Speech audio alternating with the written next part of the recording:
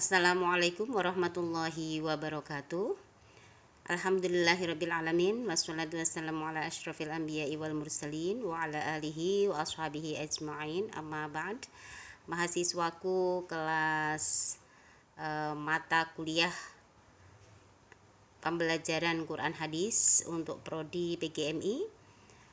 Alhamdulillah kita bisa ketemu lagi secara daring pada pertemuan hari ini dengan tema adalah strategi pembelajaran Quran Hadis. Sebelumnya marilah kita berdoa terlebih dahulu. Semoga Allah memberikan ilmu yang bermanfaat dan kelancaran pada bulan puasa ini. Alhamdulillah kita bisa melaksanakan ibadah berpuasa pada bulan Ramadan dan ibadah-ibadah yang lain. Semoga diterima oleh Allah Subhanahu wa taala. Ya, pada tema hari ini adalah strategi pembelajaran Quran dan hadis. Kita tahu bahwa Quran dan hadis itu merupakan pedoman umat Islam yang apabila kita memegangnya itu tidak akan lang tadillu abada. Jadi tidak akan salah ataupun tersesat selama-lamanya, yaitu kitab Allah wa sunnah Rasulillah, yaitu kitab Allah dan sunnah Rasul ataupun hadis. Nah, Quran hadis ini merupakan bagian dari mata pelajaran PAI ya, Pendidikan Agama Islam. Oke, pembelajaran Al-Quran dan hadis di Madrasah Ibtidaiyah atau MI itu menekankan proses kegiatan belajar yang berorientasi pada kemampuan dasar yang harus dimiliki oleh seorang muslim, yaitu kemampuan dalam membaca, menulis, menghafal, mengartikan, memahami, dan mengamalkan Al-Quran dan hadis dalam kehidupan sehari-hari. Untuk landasan teoritis latar belakang psikologi peserta didik, kita memang harus tahu bahwa peserta didik yang belajar di MI termasuk dalam fase masa anak-anak ya, antara usia 6 sampai 12 tahun dengan ciri-ciri utama yaitu memiliki dorongan untuk keluar dari rumah dan memasuki kelompok sebaya atau peer group dengan teman-temannya itu. Artinya masih senang untuk kumpul dengan teman-temannya. Keadaan fisik yang memungkinkan anak memasuki dunia permainan dan pekerjaan yang membutuhkan keterampilan jasmani atau psikomotorik. Memiliki dorongan mental untuk memasuki dunia konsep, logika, dan komunikasi yang luas. Nanti ketika masuk tingkat lebih tinggi lagi. Secara substansial, mata pelajaran Al-Quran Hadis memiliki kontribusi dalam memberikan motivasi kepada peserta didik secara dini untuk mencintai Al-Quran atau kitab sucinya, mempelajari dan mempraktekkan ajaran dan nilai-nilai yang terkandung dalam Al-Quran Hadis sebagai sumber utama ajaran Islam dan sekaligus menjadi pegangan dan pedoman hidup dalam kehidupan sehari-hari. Oke, sebagaimana dalam firman Allah surat Al-Jasiyah ayat 20, A'udzubillahi minasyaitonirrajim, hadza basairul linnas wa hudaw wa rahmatan liqaumin yuqinun. Artinya bahwa Al-Quran ini adalah pedoman bagi manusia, petunjuk dan rahmat bagi kaum yang meyakini. Nah, kita sebelumnya supaya tahu dulu apa sih makna dari pendekatan, kemudian strategi ataupun metode pembelajaran. Kita biasa kenal kata atau sering mendengar kata ada pendekatan, pembelajaran, strategi, kemudian metode. Nah, kita coba untuk pelajari satu persatu. Pendekatan pembelajaran, kalau pendekatan itu bahasa Inggrisnya adalah approach. Dapat diartikan sebagai titik tolak atau sudut pandang kita terhadap proses pembelajaran. Nah, di sini pendekatan itu ada dua dalam pembelajaran. Pendekatan pembelajaran yang berorientasi atau berpusat pada siswa, student centered approach. Ya, kemudian yang kedua, pendekatan pembelajaran yang berorientasi atau berpusat pada guru, teacher centered approach. Oke. Sedangkan strategi pembelajaran itu adalah merupakan sejumlah langkah yang direkayasa sedemikian rupa untuk mencapai tujuan mengajar tertentu. Itu adalah bagian dari pengertian strategi pembelajaran. Lalu apa sih macam-macam strategi pembelajaran?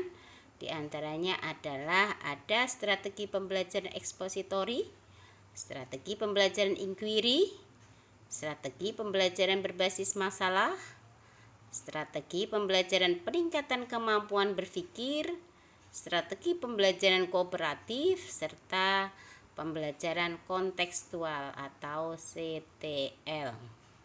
Nah, kita balik lagi pada pengertian strategi menurut Abu Ahmadi itu sebagai suatu garis besar haluan dalam bertindak untuk mencapai sasaran yang telah ditentukan. Jadi ada sasaran dalam pembelajaran itu, untuk mencapainya ada langkah-langkah itu, maka itu disebutnya adalah strategi. Dihubungkan dengan belajar mengajar, strategi bisa diartikan sebagai pola umum kegiatan guru murid dalam perwujudan kegiatan belajar mengajar untuk mencapai tujuan yang telah digariskan. Pemakaian istilah ini dimaksudkan sebagai daya upaya dalam menciptakan suatu sistem lingkungan yang memungkinkan terjadinya proses belajar. Kemudian kita masuk, apa sih metode pembelajaran itu? Metode pembelajaran adalah suatu cara yang harus dilalui untuk menyajikan bahan ajar agar tercapai tujuan pengajaran. Macam-macam metode pembelajaran untuk mata pelajaran Quran hadis antara lain ada metode diskusi, ceramah, tanya jawab, demonstrasi, pemberian tugas, drill, reading aloud atau membaca keras, dan lain-lain. Nah, ini materi pembelajaran Al-Quran hadis tergantung pada sekolah masing-masing. Ada yang masih menggunakan KTSP, kurikulum 2013 dan lain-lain. Oke. Lanjut, jenis strategi pembelajaran menurut Rowntree, yaitu strategi penyampaian penemuan exposition discovery learning. Nah, dalam strategi exposition ini, bahan pelajaran disajikan kepada siswa dalam bentuk jadi dan siswa dituntut untuk menguasai bahan tersebut. Adapun strategi pembelajaran langsung direct instruction, dalam strategi ini materi pelajaran disampaikan begitu saja kepada siswa. Siswa tidak dituntut untuk mengolahnya, tapi kewajiban siswa adalah menguasai secara penuh materi tersebut. Dengan demikian, strategi ekspositori, guru berfungsi sebagai penyampaian materi, sedangkan dalam strategi discovery, bahan pelajaran dicari dan ditentukan oleh siswa melalui berbagai aktivitas, sehingga tugas guru lebih banyak sebagai fasilitator dan pembimbing bagi siswanya. Nah, selanjutnya strategi pembelajaran kelompok. Ada strategi pembelajaran kelompok dan strategi pembelajaran individual, group individual learning. Strategi pembelajaran individual dilakukan oleh siswa secara mandiri. Kecepatan, keterlambatan, dan keberhasilan pembelajaran siswa sangat ditentukan oleh kemampuan individual siswa yang bersangkutan. Bahan pelajaran serta bagaimana mempelajarinya didesain untuk belajar sendiri. Itu adalah mandiri ya, atau individual. Oke. Nah, kulo merinci jenis-jenis strategi belajar mengajar menjadi 3 hal. Strategi belajar mengajar yang berpusat pada guru, strategi belajar mengajar yang berpusat pada peserta didik, dan strategi belajar mengajar yang berpusat pada materi pelajaran.